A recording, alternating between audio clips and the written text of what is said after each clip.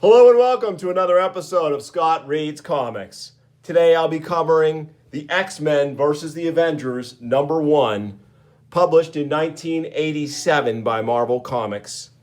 This was a 4-issue miniseries written by Roger Stern, drawn by Mark Silvestri and Joe Rubinstein, and fated to have sort of a strange end once we got to issue 4. But today we're going to focus on the amazing issue #1. And we have a fantastic cover by Mark Silvestri here, depicting some of the combatants that will take part in this issue. We've got a great corner piece here featuring Magneto, Captain America, Storm, She-Hulk, Havoc, and the Black Knight. It looks like these heads are clipped from various the various titles, corner pieces. So it looks like Alan Davis art here on the X-Men heads, if I had to guess. And this is definitely Buscema Palmer for the Avengers heads. Very cool. Let's dive in. Take a quick look here at our principal creators. The title is Justice for All. Stan Lee presents, Roger Stern writer, Mark Silvestri penciler, Joe Rubinstein inker, Joe Rosen letterer, Christy Shield colorist, Mark Grunwald and Ann Nesenti editors, Jim Shooter editor-in-chief. Saturday, 12:30 p.m. The air over the Mansfield, Ohio shopping plaza suddenly pulses with a high-pitched whine as a hovering Avengers Quinjet drops off two of Earth's mightiest heroes, Dr. Anthony Druid, Master of the Unknown, Captain America, Sentinel of Liberty. You there, who's in charge of security here? I guess I am. What? So they're in a Kmart parking lot here. Get a hold of yourself, man. We have an emergency situation here. We must get these stores evacuated and the parking lot cleared at once. We're going to have our hands full. This store is full of weekend shoppers. Somehow, we must remove them from harm's way without starting a panic. Outside, stop. We need to commandeer this bus and any others that are in the area. Yes, sir. While, attention Kmart shoppers and employees, please look to the man at the front of the store. Watch him closely. Good, very good. Now relax, all of you, and listen to me. I want you all to leave quickly, quietly. Do not run or push. It's working. Mass hypnosis is not so easy. Shoppers, thank heavens, tend to be very receptive. So a great little commentary. So the Avengers are clearing this store and the area. What danger is imminent? Let's find out. At least my mental talents can be of some use down here. They wouldn't be much help to the Avengers, who are up there on the firing line. The Black Knight's calculations are right on the money. This looks like the meteor storm to end them all. The small ones will burn up in the lower atmosphere, but the big ones will slam into a heavily populated area if we don't cut them down to size. Shifting part of our amazing living energy to radiant heat, Captain Marvel slags a score of the hurtling bodies. And then, drawing up to a larger fragment, the Golden Avenger momentarily turns physical, releasing her energy as a blast of devastating concussive force. There doesn't seem to be any end to these things. If I let up for even an instant, never fear, milady. Brack. We see Mjolnir here. The call has gone out. Avengers assemble. And once again, the mighty Thor has answered. So now we get the rest of the page with Thor in action, and he's in his battle armor. This is the era when Thor is suffering from Hela's curse. So he wears this armor to protect his brittle bones. It's a pretty cool look for him, though. And as I'm going to point out as this issue goes along, Mark Silvestri's art is incredible. Very reminiscent of Walt Simonson in many respects here. And the two Avengers, the two arguably most powerful Avengers, are really doing a job on these meteorites falling to Earth. Meanwhile, the Avengers Quinjet, we have two more of our cast. Black Knight and She-Hulk, they are actually hit by one of the careening meteorites. And it's lodged in the fuselage of the Quinjet, so it's forcing it down. Thor, I see, Captain. Our Quinjet has intercepted the last of the large fragments. They're losing altitude fast. See what you can do to help them. I'll fly on ahead and clear the way. We've lost all electronics. Emergency backups are down too. Wonderful. Without power assist, this thing flies about as well as a brick. So we have She-Hulk and Black Knight. And goes without saying, I love Mark Silvestri's version of both of these characters. They just look great in this series. Cap, we have to clear the lot. The last busload is almost ready to go, CM. Almost isn't fast enough. 15 tons of Quinjet may hit any second. She-Hulk has managed to slow her craft, but not nearly enough. There is but one hope. Stand clear, Avengers. Hurricane force winds will cushion the Quinjet's descent, but I must exercise exacting control, lest the winds do the ship more damage. And with the injuries I have sustained of late, I cannot maintain such control for long. So brilliant use of Thor's amazing powers and his magical mallet Mjolnir's as well. Thanks for the air brakes, Goldilocks. Not the best landing, but if you can walk away from it, it's okay. I wouldn't go quite that far. Great little bit of comedy there. Later, wow, look it. What's she doing? Ugh, that's funny. I should be able to lift this easy, but it doesn't want to budge, like it's crazy glued to the Quinjet. Come on, you dirty. All right, finally. You can set it down over here, Jennifer. Sure, a piece of cake. Wham! Well, we'll take it from here, Avengers. National Security Council. That rock's now federal property. You may inspect it for the time being. I believe you alerted Washington about this, Captain. Yes, the Black Knight detected 2 large asteroid fragments falling to Earth, one that would break apart over a populated area. You're certain the other fragments, largest one, will hit in Kampuchea. We've already alerted the Soviets and the Chinese. We don't want to look stupid on this. Relax. It should impact miles from an inhabited area. Something peculiar here. So we've got a mystery afoot. Peculiar? What do you mean? It's unusually magnetic. Watch. Such is the power of the Black Knight's enchanted ebony sword that a single swing cleaves a small chunk from the meteorite and then, fatong. Interesting. Here's another riddle. There's something on this side that looks like tooled steel. What? Let me see. Then this must be. Yes. Oh, yes. Ha ha. You've done our nation a great service, Avengers. I can't wait to tell our Russian friends about this. Ha ha ha. So the Avengers are a bit puzzled. A few hours later, in the heart of the Soviet Union, a great rail yard's automatic switching system suddenly catastrophically malfunctions, causing one train to derail and sending another hurtling toward it.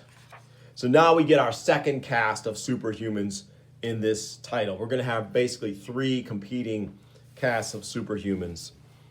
So here we have them. But as the runaway train roars toward disaster, a burst of Evan energy erupts in the rail yard. And from that energy burst leap 4 astounding super beings known as the Soviet super soldiers. One side, comrades, Vanguard will show you that he is more powerful than any mere locomotive. Using his hammer and sickle as a focus, Vanguard calls his eerie mutant power to repel energy, sending the train's kinetic energy rippling back upon itself with less than ideal results. Darkstar, that gasoline spill. Not to fear, Titanium Man. My Dark Force is more than enough to contain an exploding tanker. You are careless, Diana. Enough of the gas spilled, ignited to endanger these workers. I've resigned myself to such sloppiness from your headstrong brother. I expect better of you.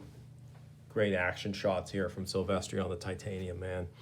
Back along the tracks, the mutant strength of the man-bear Ursa Major is sorely taxed. These cars must be righted. Allow me to assist. The Crimson Dynamo! I am pleased to you recognize my new armor, comrade. You are no comrade of ours, you are KGB. I may work for the state security, but still Titanium Man? But you were reported dead. How reassuring to find that the KGB does not know everything. Gremlin! I love this, how he bursts out of the Titanium Man armor. Remember in an issue of ROM I read recently on the show, the Gremlin joined the Soviet super soldiers at the end of that issue. So this is sort of following on from that a couple years later.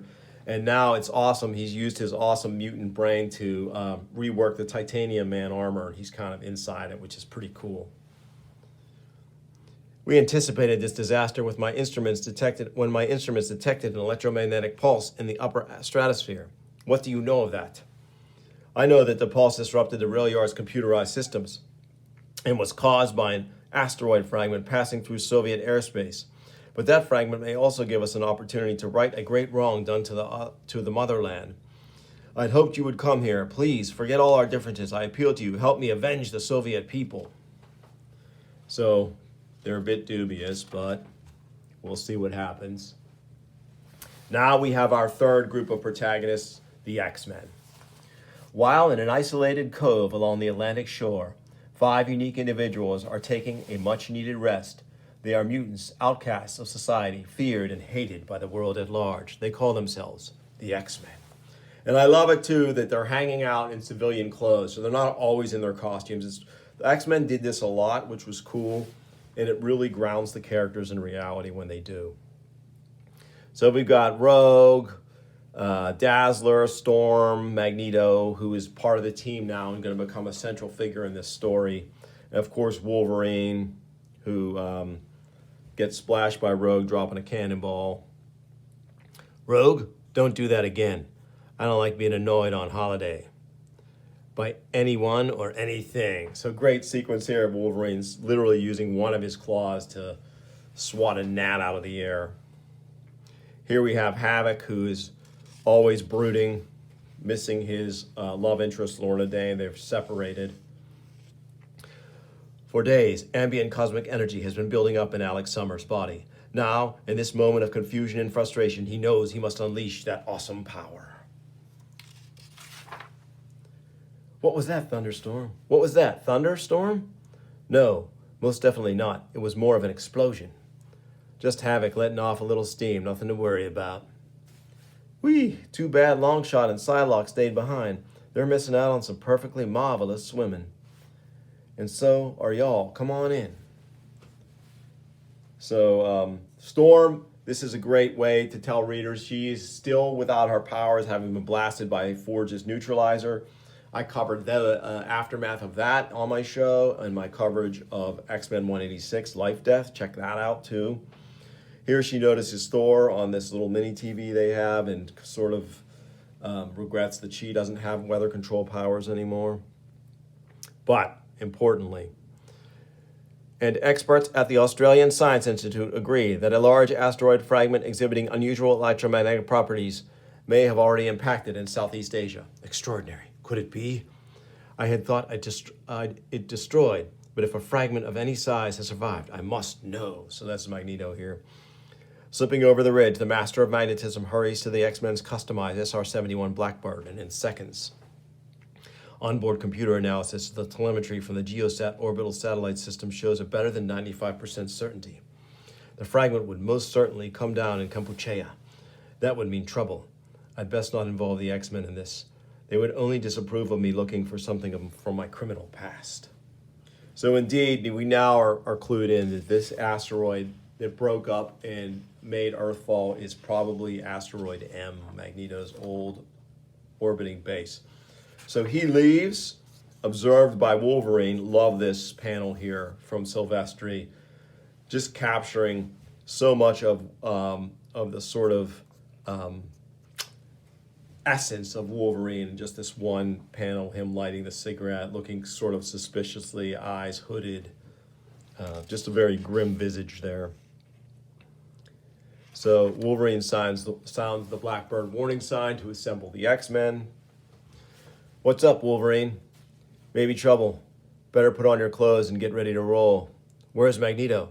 Gone. That's the problem. After he lit out of here, I checked and found out what he'd run through the computer. It looks like part of Asteroid M has fallen to Earth. Smart Money says Magneto's gone to find it. Asteroid M, Maggie's old orbital fortress? I thought it had been smashed to bits by Warlock coming to Earth in New Mutants number 21. So now we get a little more info. Thank you, editor, Mark Grunwald. Evidently, not all of it. The readings Magneto took indicate a pretty good-sized chunk has crashed in what used to be Cambodia, a piece big enough to maybe still be carrying some of his old equipment. That's reason to worry? I think so. When he operated out of Asteroid M, Magneto was out to rule the world. He got his hands on that kind of gear again. Who knows what he might do with it?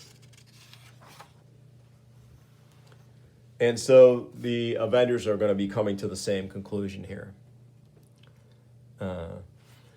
What have you been able to learn, Cap? Enough to turn my stomach, Marvel. My personal contacts in the intelligence community say that the NSC thinks the fragment which fell to Earth was part of an orbital base once used by Magneto. So the Avengers still consider Magneto to be a villain. But Dr. Druid's new, so he needs to be filled in. I'm afraid I'm woefully ignorant of Magneto's record. I take it the rest of you have met the man? At one time or another, Doctor, and they haven't been pleasant experiences. Magneto has had quite an infamous history. I love the way Silvestri draws Captain Marvel here, Monica Rambeau, totally great. We get some backstory here on the old Magneto's old villainous career. Captain Marvel shares some info as well as Thor. And we get the most pivotal background here for our story, which is Magneto's pretty tortured history with the Soviet Union here coming up. If that still wasn't enough to convict Magneto, what he did to the Russians should have been. I recall hearing about that. Didn't he wreck a submarine? Wreck it. He sank one at sea, killing all aboard. And then he used his control of magnetism to create a volcano in the middle of the Varakino, destroying an entire city.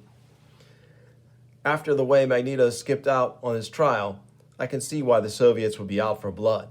So that was in X-Men 200, published not long before this series came out. Yes, they're very serious about this. My sources say the super soldier team may be enlisted to get Magneto. So what do we do now? I get the feeling our spy boys would rather we do nothing. Maybe we should just sit tight and let the Soviets take him. No, that would be wrong. And with the whole world in the grip of anti-mutant hysteria, an assassination will make things worse.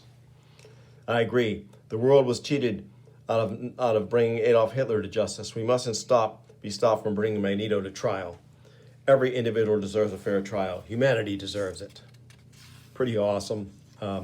Love this perspective on Cap here, looking really stoic. Now a scene shift. Kampuchea. Here on the fertile plain south of the Kulin Hills, the great temples of the ancient Khmer people slowly disintegrate under the onslaught of nature and changing ideologies. Here, the world's most notorious mutant has come, searching for something out of his past. So Magneto arrives near the scene of the crash of the asteroid and is confronted by Captain Marvel. On behalf of the United Nations, I place you under arrest. Surrender, and there will be no need to use force. Captain Marvel, you give me little choice. My mission is too important to waste time with you. Though thought you'd knock me out with a chunk of iron ore, right? I knew it would be safer to approach you as a hologram. You were given a chance to come peacefully, Jackal. But peaceably or not, you shall be our prisoner. So now Thor shows up. Am I right in assuming you two are not alone? So here we have a confrontation about to start, but Dr. Druid invades Magneto's mind and sort of puts him in a trance, and they're about to slap the cuffs on him when the X-Men show up. Real wrong, Avenger. If you got a problem with Magneto, you got a problem with us. Let him go. No, Magneto is in our custody, protective custody. Back off, Wolverine. Don't try anything stupid. The only stupid moves are made by folks who cross me. Care to try your luck? Wolverine, this is no time to hold it. We're getting more company. He's right. I sense 5 minds approaching swiftly from the north. Attention, intruders. Do not attempt to escape. We have come for Magneto. Deliver him to us, and no one need be harmed. So now all 3 principals are on scene here. I'll repeat this one last time. Magneto is in Avengers custody. We intend to see that he's tried for his crimes. Nikolai, if the Avengers give their word... No, Liana. We must make certain that Magneto pays for his crimes against the people. Your nation has serious grievances against this man. Why not join us in bringing him before the World Court? No! I love this panel here, this open panel showing the 3 teams assembled. Turn Magneto over to us at once, or we shall arrest you all for harboring a mass murderer. So Crimson Dynamo, pretty aggro. Wolverine, pretty aggro. I don't like your tone, bub. Can it, Shorty? We'll handle this. The woman moves to attack. Retaliate, my friends. Justice for the people. Death to Magneto. Next issue, Uneasy Allies. So what a great cliffhanger to leave off on, as issue 2 will be a three-way battle between the Avengers, the X-Men, and the Soviet super soldiers. A phenomenal miniseries that built up such incredible momentum after issue 3, and then issue 4 comes along. The creative team totally changes. I don't blame them. They do the best they can with it. I'll probably cover the whole series as I go on the show, but I did want to get this first issue covered because I found this issue in a dollar bin and in really great shape too. For $1, you can't beat it.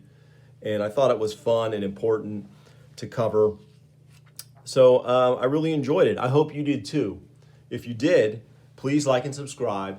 Tell your friends. And I'll bring you more soon on Scott Reads Comics. Thanks for watching.